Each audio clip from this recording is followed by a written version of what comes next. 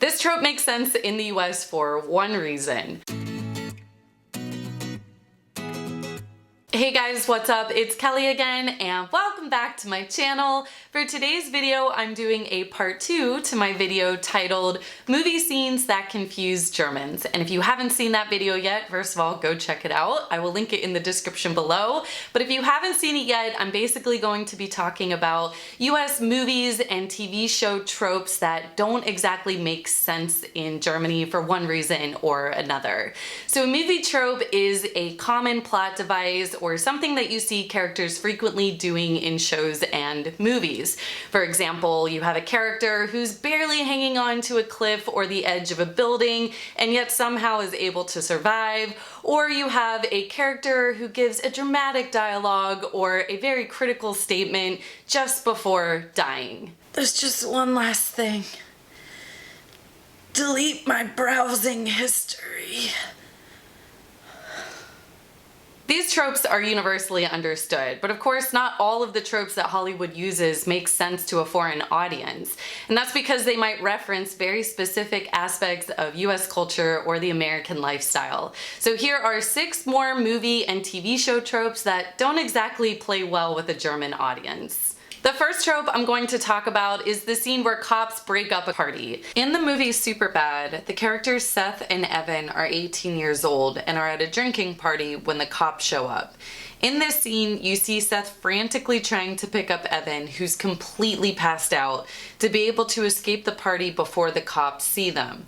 You see the police officers walking through the house and the teenagers at the party running away because they could be arrested for underage drinking. These scenes are centered around the fact that the minimum drinking age in the US is 21, so most college students can't drink until maybe their junior year or their senior year.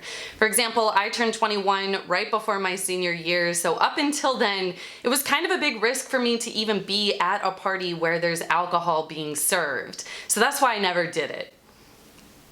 This means that a lot of college students really only have 1 year to be able to legally party, which I feel like would be really surprising for a lot of Germans to think about. In Germany, the drinking age is 16 for beer and wine and 18 for any type of alcohol. So German university students, and really even high school students, aren't exactly concerned about the Polizei showing up to the party and arresting people for underage drinking. So I'm sure these scenes are a little laughable to a German audience.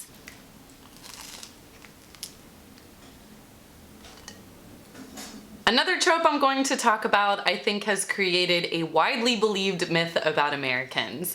It's when a character lays down on a couch or a bed while wearing their shoes. There are countless examples of this, but one that comes to my mind is from The Big Bang Theory. When Penny is consoling Sheldon after he learns that his friends faked all of the data they collected during an experiment in the Arctic. He's laying on his bed almost in the fetal position and he's wearing his shoes. Now anyone that has ever watched The Big Bang Theory, even for one episode, knows that Sheldon's character is a total germaphobe. And if there's anyone who would never ever wear their dirty shoes on their bed or even in their apartment at all, it's Sheldon. But yet here he is wearing his shoes on his bed. I talk about this more in another video, but a lot of Germans are adamant about not wearing their shoes inside of their home. So for someone to wear their shoes on their bed or on their couch is absolutely unthinkable for a lot of Germans. And really seeing this in Hollywood productions crosses the line into cringy. While it's a mix as to whether or not Americans are taking their shoes off right when they enter their home, I would say that most Americans are not wearing their shoes on top of their couch or on top of their bed, despite what you're seeing in TV shows and movies. For whatever reason, the director of that scene is deciding to keep the character in their shoes. But regardless, this trope does not translate well in Germany.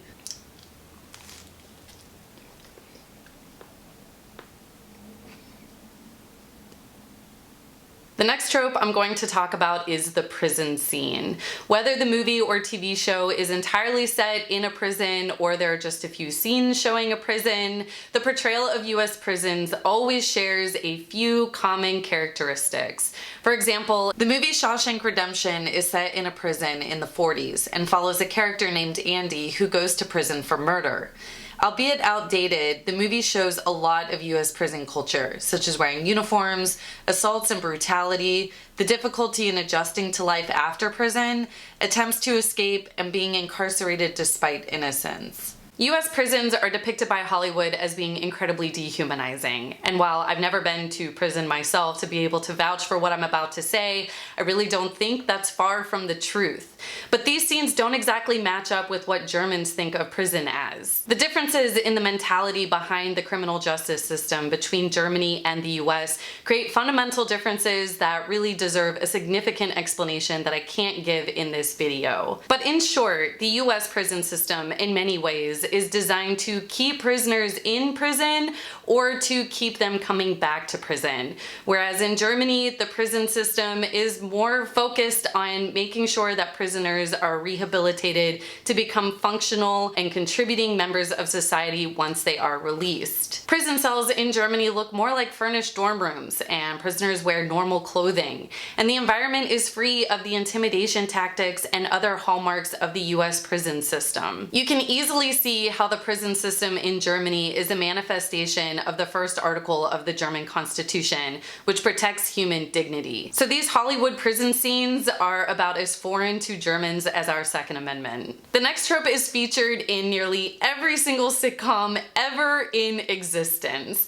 It's when a character comes through the front door of a house or an apartment without unlocking the door and without being let in. And I can't talk about sitcoms without mentioning the show Friends. And in every single episode of the show Friends, you will see this trope at least once. In the show, Monica's apartment is right across the hall from Chandler and Joey's, and the characters in the show constantly walk back and forth between these two apartments without having to unlock the door, or without even knocking first. They just burst into each other's apartments as a sort of running gag.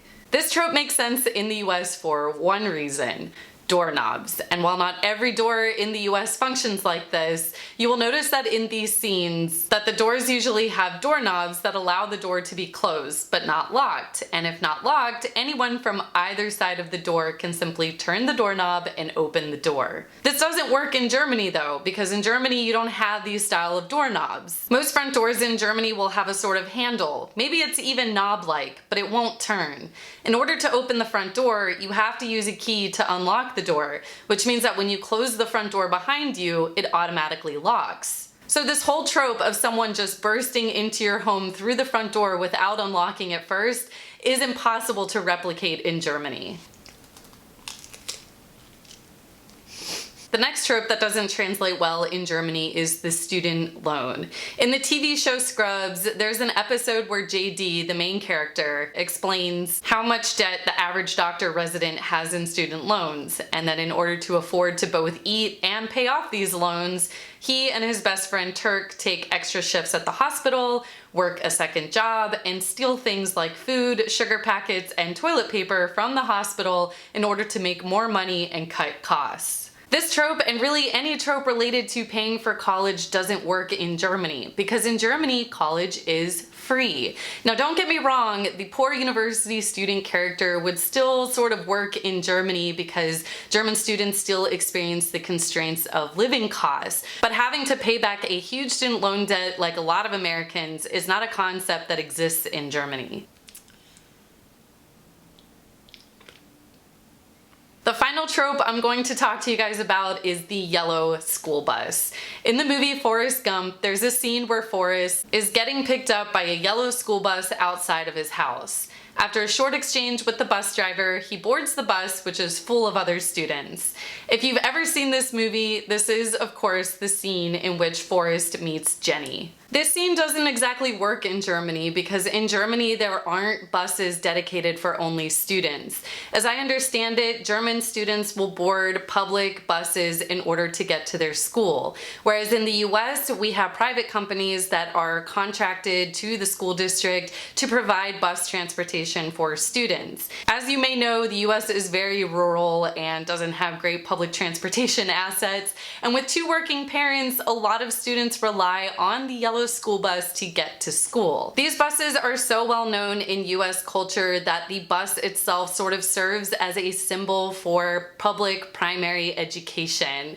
And the color of yellow in which these buses are painted is coined with its own term, school bus yellow. Because German students use public transportation to get to school, they don't have the experience of riding on these yellow school buses to be able to directly relate to these scenes in movies and TV shows. So this trope doesn't really work well in Germany. Alright guys, that's all I've got for you today. I hope that you enjoyed this video. It seemed like you really liked the first one, that's why I decided to do a part 2. If you want me to do a part 3, the best way to let me know is by giving me a big thumbs up and telling me in the comments. If you haven't subscribed to my channel yet, make sure you hit that subscribe button. And guys, if you're not following me on Instagram, I'm just gonna say you're missing out on a whole lot of ridiculous content that I post through my stories every single day. So make sure you find me on Instagram at Kelly Does Her Thing. Thank you so much to my patrons. You guys are awesome for the support you've given me, and I will see you guys next time. Bye!